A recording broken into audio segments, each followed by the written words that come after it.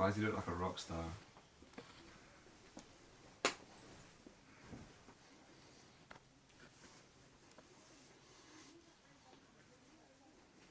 Is that cold or do I look like a brick? My name is Gus Burgess. I'm a consultant, creative director and jeweler. I'm Dope, and I'd say I'm a artist, consultant, and sometimes a videographer. We met at the interviews for UAL. I went for styling and creative direction, and he was on creative direction. I don't think we didn't really say a word to each other when we first met, but there was someone in the group that got us to give everyone our Instagrams. So we just had each other's grams. We didn't dap up or anything, but we didn't say hi. Did we? Yeah, we did say hi. We just hi. But just like hi. Yeah, that was it. And then you texted me about a week or something after the interviews because we pre'd each other's grams, and then he wanted me to work on. It's just there's actually the zine, but he asked me to work on the zine with him and like shoot the promo for it. So that was the first time we linked up. And did some shit. About 4 or 5 years ago. Yeah. Yeah. Ooh. There's a hard one because we can't give away source. It was.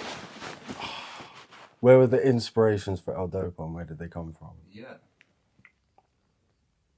I'd say childhood interactions. Really. Like the little CBBC magazines where you get the little toys with them. Yeah. But then... I guess L-DOPA started as a print magazine, so our inspirations were very print-driven. Print-focused, yeah. And it was the CBBC mags, CBeebies mags and shit like that. It was what got us excited.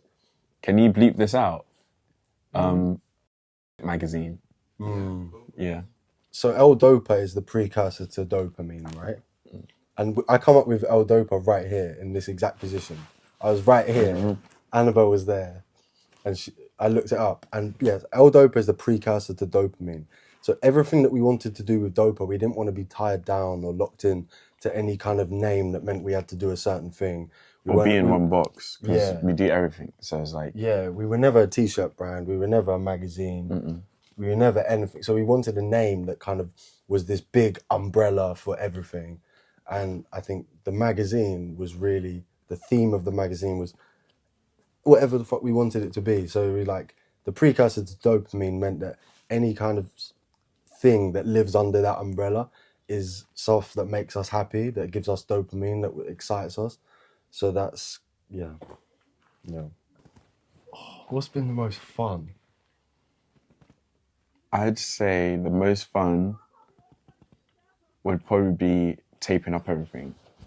Right, the marketing. The adrenaline, the adrenaline, like for the first time doing it and like not knowing the rules, but then just purely just going outside to just do it. Yeah. That was like low-key the funnest thing. Yeah. Taping up the phone boxes and shit. Exactly. That was fun. And then stepping out then like a few days after to see if they're like still there out there and peeping if they're actually out there. Hi. Throwing parties was something that we always thought about and always talked about and always thought there was something that we'd do in the future, way down the line. Way down the line. But then low-key, it just facilitated itself at the perfect moment. Yeah. It all unraveled. From one geek. Yeah. We did the... You go. Okay. We did the launch of the magazine, the fly issue, at Reference Point. Chilling at Reference Point, did a talk and everything. That we were all just feeling so excited, didn't it? Yeah. And we kind of got taken to the pub, the Haggerston, in Dalston. Or in Haggerston. Yeah. And we went there just drinking or whatever. And then we basically just followed this, I think it was a drug dealer, to this spot from Haggerston to this place called the King's Head, right? It's like a little members club and it looks like a broken down fuck off pub thing. And we didn't know what we were stepping into, did we? No, but that was the excitement to it. It was. Yeah. And we just had to write our names down, all our information and everything. We went in there and basically the place was just nuts. It was filled up with stuffed animals and a fucking monkey with an AK-47 and basically we just had the best night ever. We were talking, we were like, we need to do a party here. It's like people haven't seen. I've never seen something like this. So we were like, But it was more so like the people that were there, like the people that were there and the conversations that we had, like the following nights that we went again, is like it was like, damn, this is what Dopa Loki is about. Like, this is what we want. And then from there it was like, we pulling up. What do you call it when it's a fruit bowl in the cone shape? Fruit bowl in the cone shape. Oh, no, because it's the best word to describe exactly what you're saying. Food bowl in a cone shape. Type in fruit bowl in a cone shape. Cornucopia. It was a. Does that make sense in this context? I think so. It was a cornucopia of people. I think you can use it in that way, but if I didn't, then I just look like a mob. But I'd say the most stressful moment of like any of the party from 2 of the parties that we've thrown would probably be managing DJs. But actually, it wasn't really a problem. It was mainly like the owner. No, it was him having a feeling away about it, high key. Yeah, it was mainly him feeling away about it because realistically, we just wanted to take over and do what we wanted. Yeah, but he was kind of strict about the kind of music we were going to play, or even when like Mink was going to perform, he was like, nah, man, we can't have a rapper perform. But we were like, yo, this is important. Like, he got to perform. Yeah, we weren't allowed any performances. Yeah, so we actually had to sneak Mink. We sneaked it in. And then you guys shut it down. How did we meet Jono? I met him in Paris. And then you introduced me to him at a later date. Actually, I think it was the first borough. When the first borough was about to happen, because when we were in Paris doing work for Moa, he was like, yo, when we get back to London, I'm going to be running these events. And I was like, cool, I'm gonna pop out. Yeah. And then we go to the first borough. It was at the Globe? No, it wasn't at the Globe. It was, you see that strip near Box Park, but you keep walking down. It was underneath the bridge where we put the posters up for Dopesolitary. Oh shit, yeah. It was in that venue. But yeah, from that night, everyone met together, and then from there, we got to know him. But working with him, I'd say is like, because he already has a system of how things should be running, it was kind of calm. Like for me, my professor, it kind of seemed like it was just calm. He's very diligent. He's the mayor of London. Mayor of London. Yeah. Yeah. I think we couldn't have done that party without Jono. From DJs to the strippers. Yeah. Shout out to Johnny. Yeah. He's very safe. He's a safe pair of hands. Shout out Jono.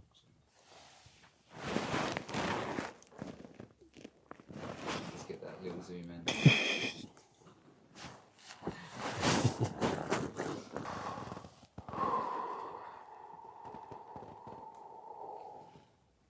This might be the most dickhead answer I'm about to ever give. Who? I don't think I want to work with him. I'm kind of working with an artist that I really want to work with, and that's it. No one's excited me yet. For me, what about you? I think just working. Working with Mink for me that's it. I don't want to work with no one else. No, I don't have any kind of what's it word like ink. I don't have an inkling to work with anybody. As long as I'm working, as long as you're in the circle. As long as I feel like most of the enjoyment that we get when we do stuff is mainly our own stuff. Yeah. Not to even sound too big-headed, but it's like, I don't know, you kind of value your own work more than someone. And you are allowed to put more care into it, you're allowed to explore your ideas deeply. Because any ideas that we put out is very interpersonal, it's very personal. It's like the purest extension of us. So I feel like working with artists, it doesn't really translate sometimes. So it's kind of cool. Bringing the third person into it feels like you're doing a job. It becomes a chore. Yeah, it can do. Feels like you're doing a job. Like, I hear that.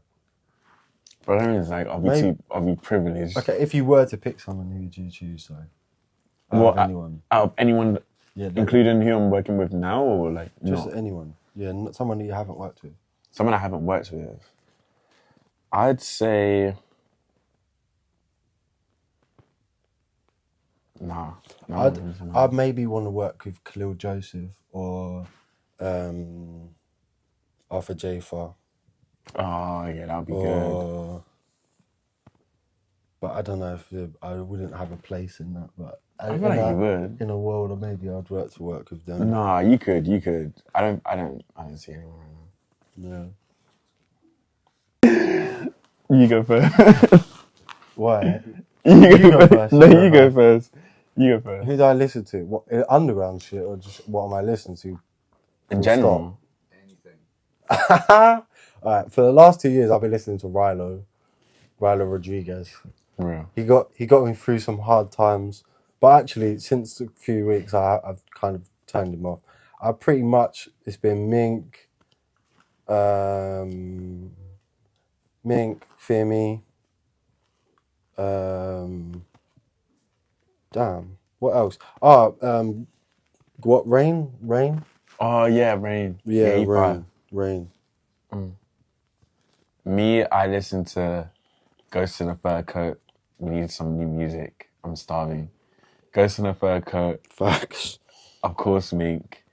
And I've been looking into what's his name? London Actress or something like that. I've been looking into him, seeing what he's about, but I think that's it for now. Damn. CEO Pierre as well. Shout out to Pierre. But yeah. Bro, I don't even know what I'm doing tomorrow. I guess like the main goal is just to be self-sufficient. Self-sufficient. Yeah. Like we don't have to rely on taking jobs, but like just rely on just making stuff and showing people experiences.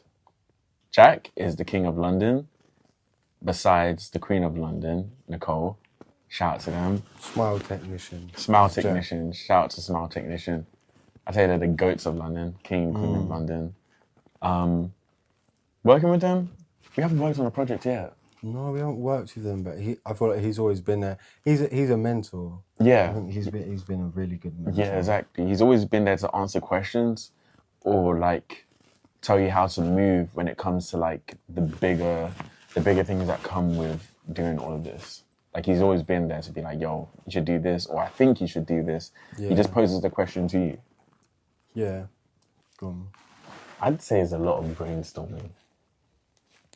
For Dope, there's a lot of brainstorming and a lot of talking, and then a lot of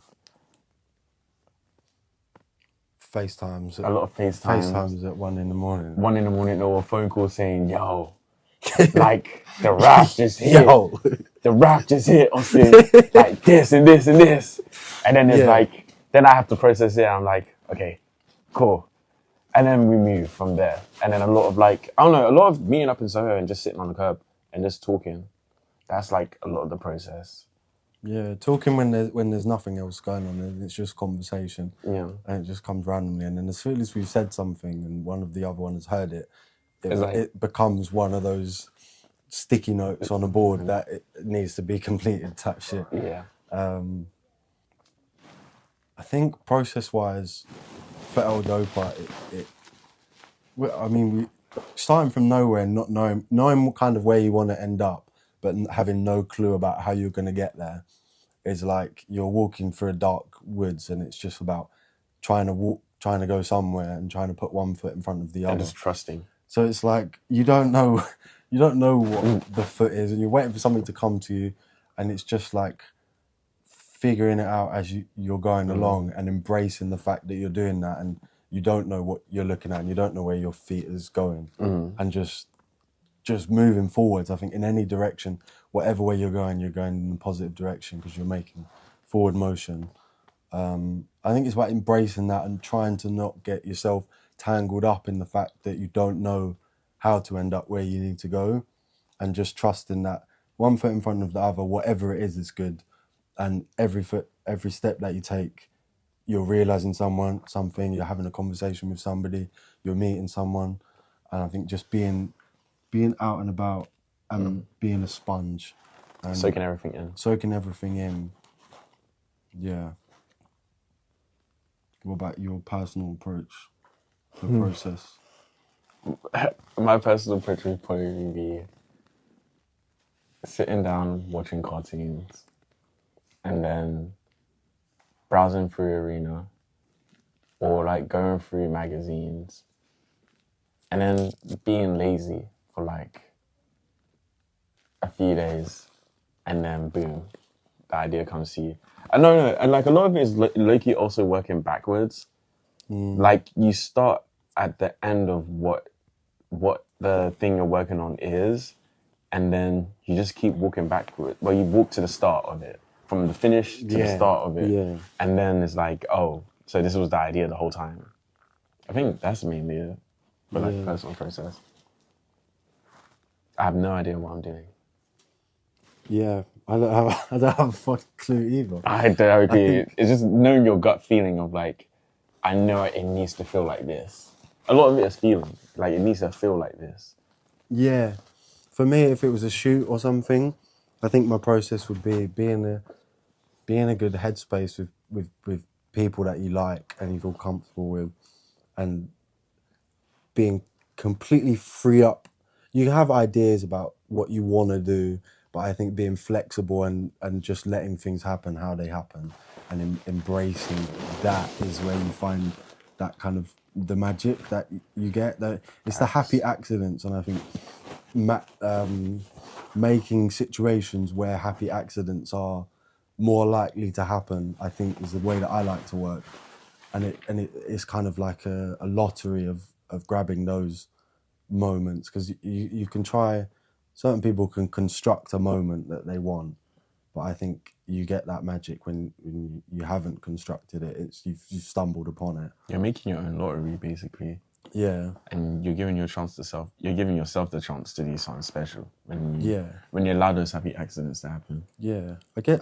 I guess it always comes from a place. It comes from your subconscious. Yeah, it's in your subconscious, but you need to low-key like mess about a lot to get it. You have to earn it, basically. Yeah, and you trusting that it's always there, and it will shine through whatever it is you're doing naturally through play. I think everything comes through a process of play.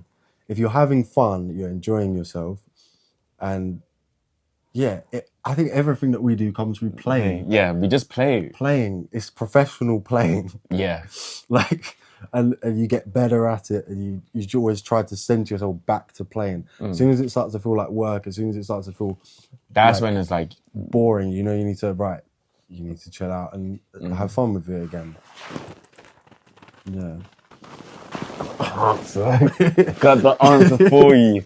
So we're geeking at King said. I don't know, we're talking about future. Right. We're talking about future, we're talking about ATL, we're talking about like eating chicken wings in the strip club, and then we're talking about, we want to do another party at King's Head. We're still talking about future, and like, I don't know, we're talking about dumb stuff, like in general. And then we're like, why don't Atlanta thing? Yeah, we're just fully embracing Atlanta and like talking about wearing skinny jeans, like Amiris and white tees. Yeah. And then we're like, Dope's City, like taking it from Magic City. And then from that, we're like, but like, that would be fine. Like, imagine if we had like our own version of Ones in the club. And that's like literally a happy accident, because we were just literally just talking like shit about Future. And then we end up having the whole idea for the second party, just talking shit. Everything happens like that, really, doesn't it? Mm. Everything is like that. Think about even people that we've met. I'd say a big one right now would probably be the fact that I don't know if that's a happy accident or if it counts, but like I say, even to like meeting Rosh, the fact that he bought a product from me, and he broke it, and then I had to fix it, but not knowing that him and Mink were working on music, and then a few months later they come to the studio. From the studio, to knowing about Mink, to doing the first headline show, to then doing, I don't know, to then doing videos with him, kind of got us to where we were Friday night. It's like, it's like one broken device kind of brought all of this in this space, which is kind of crazy. Right place, right time. Yeah. Shout out to the broken iPhone. And shout out to the broken iPods. Do you have any rituals? Yeah. Go on. I close the blinds because I like to work in the dark. And then I like put my headphones on, put out the loudest sound, and then listen to, what's the name of the song? Damn. It's my favorite song, but like... You don't know what it's called? I don't know what it's called, but wait, I have it saved here. Wait. It's called Make Me. It's Make Me by... Yeah. But it won't play because the microphone's plugged in. But it's like by Boreal Denim Audio, Make Me. It's like, baby, I don't know. That's you coming up with ideas. Yeah, exactly. I just play it on loop. I have it on loop for maybe like 30, 40 minutes. So and then, because it just... in a good mood. It's not even like getting me in a good mood because I'd be down bad listening to it. Right. But like, it's almost like psyching yourself out. Forcing your brain to be in a certain... No, because it's kind of euphoric, the song. Right. So then it's just like, I don't know, it just makes you... And then, I don't know, I just light some candles or have an incense on. Shout out to Rosh. Rosh taught me about that. But then that just be there and then ideas just play out. I think if it was... that's too crazy. I was about when if I shoot. Ooh. Do you think is that too weird to put in an interview? Rituals. Or you can just bleep it out. No, rituals. Like, I don't know, it's like, that's just your method. Right. I feel like I don't know now. Most of your crazy ideas has been when you're gonna have to bleep this out when you hit the read and you're like, yeah, yo, so I have it figured out. The dots connect. Yeah. I think keep doing what you're doing, exactly what you're doing. The way you're doing it. And don't think too hard. Because if you think too hard, you're gonna stumble yourself. But also, Consistency. Be diligent. And move with grace. Grace and diligence. Precisely. Keep what you're doing. Do more of it if you can. Talk to your friends. Create a schedule of what you're doing. Stick to it. Repeat. Keep doing it. Keep it interesting. Make sure it's fun for you. So do whatever you need to do to make it fun for you. If it's not fun, then what is the point? Keep doing it and keep making it fun. And I guess your idea of fun changes as you go through it. So as long as you're making changes to keep making it fun, it's good because you know what needs to happen. You know exactly what needs to be done. Consistency, I say, is the main thing. Wait. GusBurgess.com. Go buy a G-ring. Scarves are out soon. redday.jp.com. Yeah. Yeah, it's done. Alright, cool. I'll end the recording on this. I think that's... No problem. Thank you. Thank you to Observant. Shout out Observant. Shout out Observant. Shout out Mike and Owen.